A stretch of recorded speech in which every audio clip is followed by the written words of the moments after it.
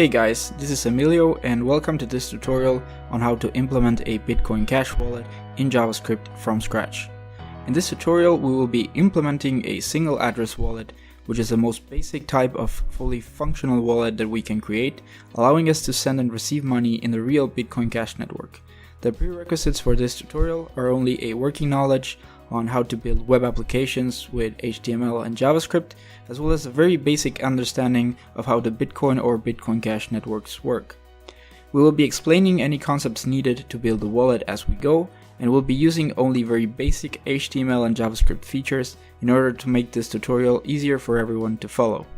All the code you will see in this tutorial is for educational purposes only, so please don't use this without substantial modifications on any real live production applications, or put any significant amount of money into this wallet.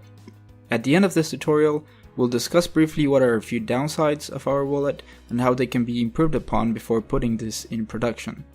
By the end of this tutorial, you will be able to create a fully functional single address wallet from scratch that is able to send and receive money on the real Bitcoin Cash network.